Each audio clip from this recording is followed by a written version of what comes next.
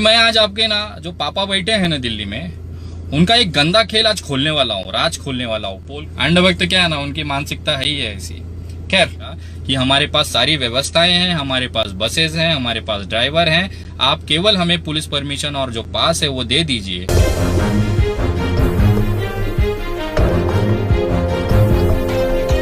नमस्कार दोस्तों, मैं विनय दुबे मुंबई से। अंडरबग तो आज का वीडियो मत देखो रे तुम लोग, बहुत तकलीफ होगी, बहुत इतनी तकलीफ होगी कि आज तक नहीं हुई होगी। क्योंकि मैं आज आपके ना जो पापा बैठे हैं ना दिल्ली में, उनका एक गंदा खेल आज खोलने वाला हूँ, राज खोलने वाला हूँ, पोल खोलने वाला हूँ। बहुत गंदा खेल खेला है। तुम्हारा जो सबसे पसंदीदा टॉपिक है ना मुसलमान, उसको लेके मैं आज कुछ लेके आया हूँ। आज रामनवमी है, प्रभु मेरे श्री राम का आज नवमी है। मैं सभी देशवासियों को धन्यवाद करता हूँ, अभिनंदन करता हूँ, शुभकामनाएं देता हूँ। कितना मस्त दिन मिला है ना मुझे आज आप लोगों की मारने के लिए। मेरे प्रभु श्री राम का आज रामनवमी है, तो भाई बनता है ना। प्रभु श्री राम ने ही समझाया, बताया हमको कि कभी गलत रास्तों पे मत चलो, असत्य मत बोलो, जो सही है उसके लिए खड़े रहो, भले पूरी दुनिया गाली दे तो क्या हुआ। तो फिर मानना पड़ेगा ना भाई, मेरे प्रभु राम का आदेश है, श्री राम का आदेश है। सुनो अंडभक्तों, क्या है ना, मुसलमान मुसलमान करके तुम लोगों ने जो देश की बैंड बजाई है, और तुम्हारे जो जीजा हैं बैठे ना वो चाटू मीडिया, मैंने चाटू बोला, कुछ गलत मत सुनिए, चाटू जो पत्रकार बैठे हैं ना, उन्होंने बाकायदा इसको तबीयत से इसको उठाया है 30 तारीख से, और अभी तक ये चल रहा है। मैं आपको बताना चाहता हूं कि कुछ चीजें मेरे पास ऐसी आई हैं हाथ में, जिसकी वजह से आज ये लोग दिन रात पिलपिलाएंगे, इतनी गालियां देंगे मुझे मुसलमान तक घोषित कर देंगे। जिनको भी लगता है ना कि भाई मैं नाम बदल के कर रहा हूं, मेरा नाम विनय दुबे नहीं है, मैं मुस्लिम हूं, वो आके मेरा देख सकते हैं, चेक कर सकते हैं कि मैं हिंदू की मुसलमान हूं। ठीक है, आओ भाई मैं दिखाता हूं, चेक कर लेना, आंखों से विश्वास हो जाएगा। ठीक है, दस्तावेज की बात कर रहा हूं, कुछ गलत मत समझिएगा, दस्तावेज बोल रहा हूं। अंडभक्त क्या है ना, उनकी मानसिकता है ही है ऐसी। खैर, तबलीगे जमात मरकज निजामुद्दीन पुलिस स्टेशन के एकदम चिपक के है। ये जो सेंटर है उसकी दीवार और पुलिस स्टेशन की दीवार एक ही कॉमन दीवार है, एक ही दीवार के इस तरफ पुलिस स्टेशन है, इस तरफ सेंटर है।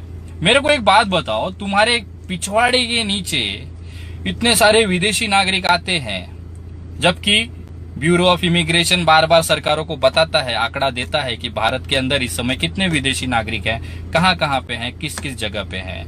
ये जानकारी होने के बावजूद पुलिस स्टेशन की दीवार के ठीक पीछे इतना बड़ा कांड हो जाता है और पुलिस को पता नहीं चलता है। मेरे को एक बात बताओ, जो लोग वहां पे आए, अभी आप लोगों ने देखा उत्तर भारतीय लोग पैदल निकल गए अपने अपने गांव, हजार किलोमीटर निकल गए। ये जो विदेश से लोग आए हैं, आज जो लॉकडाउन में फंसे हैं, वो कैसे जाएंगे और उसकी व्यवस्था कौन करेगा? वही लोग करेंगे जो आज चंदा मांग रहे हैं, वही लोग करेंगे जो देश का टैक्स का पैसा दबा दबा के खाते हैं, कैंटीनों में बैठ के ऐश करते हैं, सरकारी बंगलों में रहते हैं, सरकारी गाड़ियों में घूमते हैं, सरकार के पैसे का हराम का खाना खाते हैं। सरकार का काम है ये उनको विदेश भेजना। पुलिस को जानकारी होते हुए भी मैं आज आपको जो चीज कहने जा रहा हूं, उस पर मैं पूरी तरह से ठाम हूं, पूरी तरह से कट्टर हूं। ये जो पूरी जो स्क्रिप्ट लिखी गई है ना, ये भारतीय जनता पार्टी के हेडक्वार्टर से लिखी गई है, मुख्यालय से। वो जानते थे कि हमें अपनी कोरोना से जो हमारी इज्जत बचानी है ना, उसके लिए हमको एक आरोपी चाहिए, और मुसलमान से बेहतर आरोपी कोई हो ही नहीं सकता है।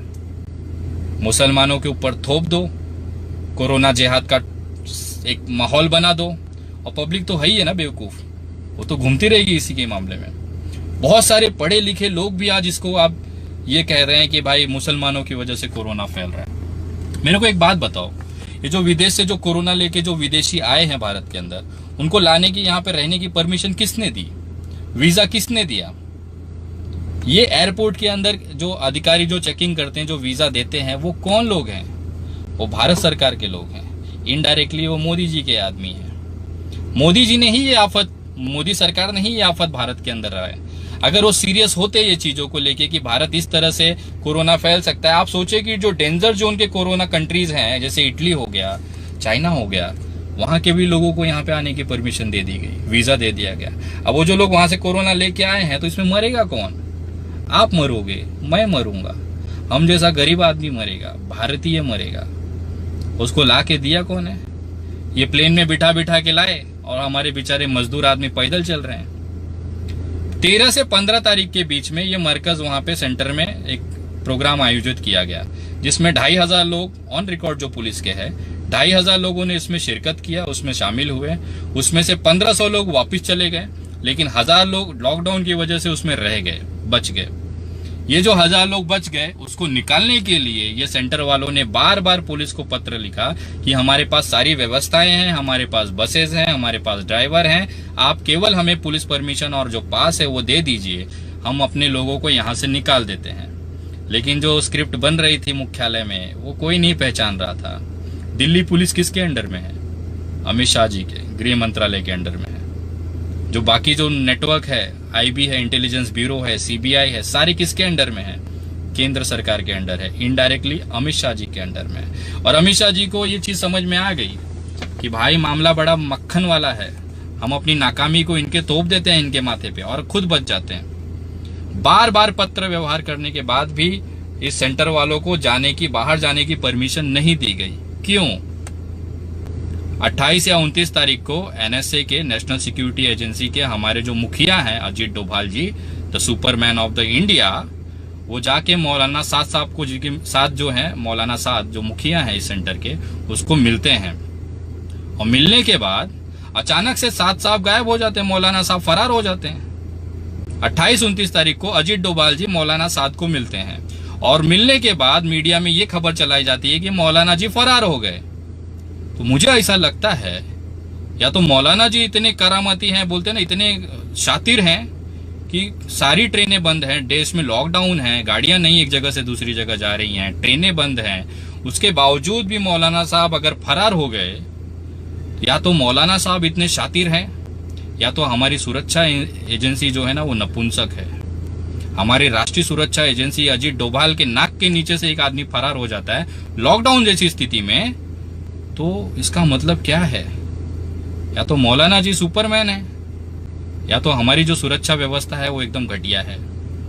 आप तय करें, मैं कुछ नहीं कहूंगा। उसके बाद जिस तरह से आप सुनिए जरा, वहां के सेंटर के एक जिम्मेदार की बात आपको मैं सुनाता हूँ, सुनिएगा। काम करना शुरू कर दिया था। हमारे यहाँ जो मजमा पहले से किया हुआ था वही रिटर्न आ रहा है, बस हम नई एंट्री नहीं ले रहे थे। तो वो 21 तारीख तक हमने अपने पूरे मजमू को यहाँ से रिलीज कर दिया था वापसी की तरफ। 22 तारीख में जो पब्लिक कर्फ्यू हुआ, तो पब्लिक कर्फ्यू के अंदर क्योंकि जो मजमा हमारा रास्तों में होता है, ट्रेनों में तो आ रहा है ना, वो जब उतरा है तो वो जाहिर सी बात है कि यहीं आएगा, सब वापसी जाना है। फिर ये 22 की ही रात को बल्कि जो है फिर ये संपूर्ण लॉकडाउन आ गया। ऐसे तो हिसाब से भी हम जाके 3-4 लोग मिले और बाकायदा वो हमारी अगर चाहे तो जो वहाँ के कैमरेज हैं सब हमारी डिटेल मिल जाएगी। ऐसे तो साहब राउंड के साथ तो उन्होंने कहा कि जो तुम्हें करना है वो करो, यहाँ भी कुछ नहीं है, हमारे पास तो सब इंतजाम। मैंने कुछ जानकारी मंगाई थी केंद्र सरकार से, उन्होंने उस पर जानकारी दी। बहुत सारे न्यूज चैनलों के पास ये जानकारी है कि 1 जनवरी 2020 से 2100 लोग, 2100 लोग तबलीगी से जुड़े कामों के लिए भारत आए।